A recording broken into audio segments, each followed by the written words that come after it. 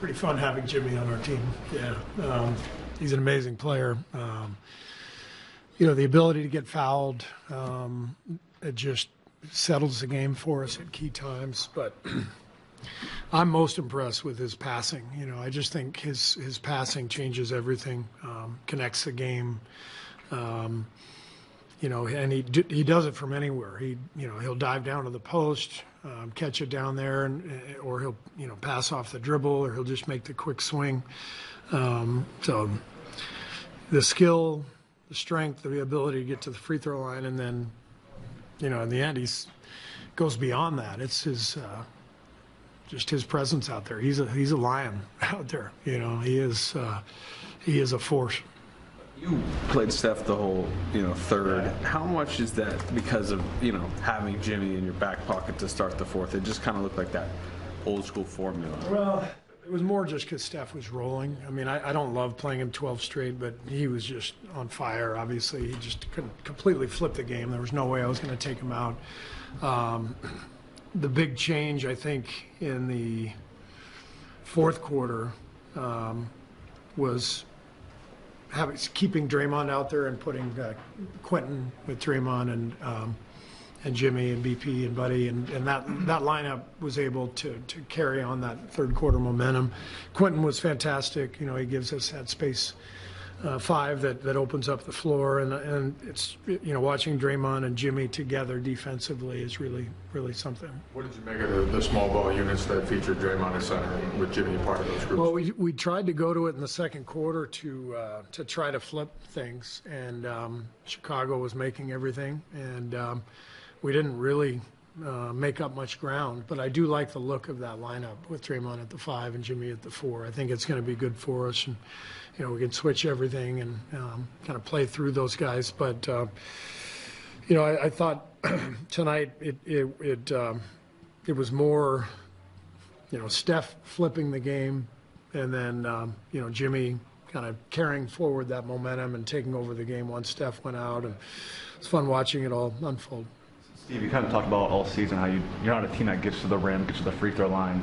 To have a guy like that with Jimmy, like how much does that almost shift the presence, like you brought up, and almost breed confidence for you guys?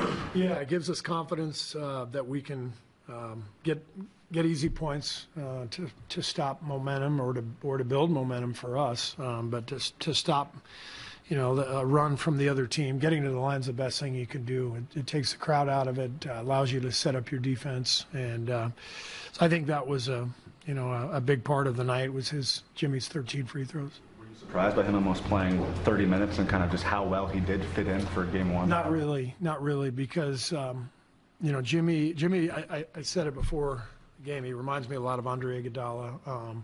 They're different players, but the similarities are, just incredibly fit athletes, incredibly smart basketball players. And so I never felt like Andre got tired. Jimmy got tired tonight the first 5 minutes. I think he was so amped up for the game. But second half he was good. And, this guy is he's ready to go. I mean, he's excited, and we're obviously excited to have him. Called him, a lion out there. I'm just wondering, like, that presence, what does that do for the rest of your team? That's kind of the key to me. It's the swagger that he gives us. I think he gives confidence to the rest of the group, and including Steph and Draymond. And that's important when all those guys are feeling empowered and confident. You feel the difference at both ends of the floor. There's just a palpable energy, and we needed that. For most of the season, we've just, been kind of treading water, and we haven't been able to generate that vibe. And so, this is the whole point of the deal, is to try to, inject that confidence and that presence that Jimmy brings. Brandon, 16, 5 and 7. How does the trade impact his role? Is he presumably more backup point guard for him? Jimmy is an extremely smart player, and BP is a smart player. So you put smart guys together, generally good stuff happens. They really looked like they had a good combination out there because of their IQ and their feel for the game. And we started kind of discovering stuff, with the two of them out there running some actions that we hadn't really planned on. But Jimmy's so smart, he just feels that, and VP's similar. And so it's a really good combination. I imagine they'll spend a lot of time on the floor together.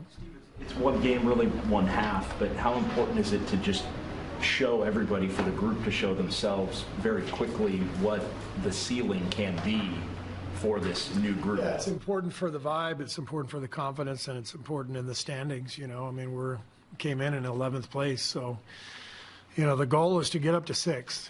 That may be possible, may not be. We probably have to get really hot to get to 6th, but we got 30 games left, and so we can't mess around. We got to get going. Steve, you said I think coming in he only knew like 3 plays, right? Yeah, we put in. I think we didn't even put any new plays. We just gave Jimmy 3 of our current plays and before the game, and then a couple of side out of bounds.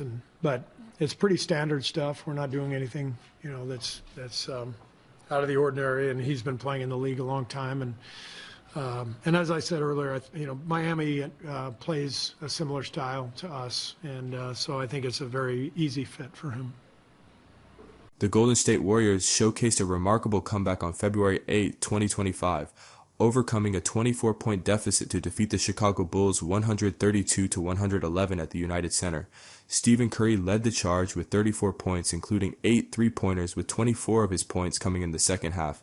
Newly acquired Jimmy Butler made a significant impact in his Warriors debut, contributing 25 points and 4 assists. The game took a dramatic turn in the third quarter, trailing 83-59. The Warriors ignited a 38-11 run, largely fueled by Curry's 22 points in that period. This surge transformed the game, giving Golden State a lead they maintained through the final quarter. Quentin Post added 18 points, and Brandon Podziemski contributed 16 points and 7 assists, bolstering the Warriors' offense. For the Bulls, Kobe White led with 27 points, marking his 5th consecutive game scoring over 20 points.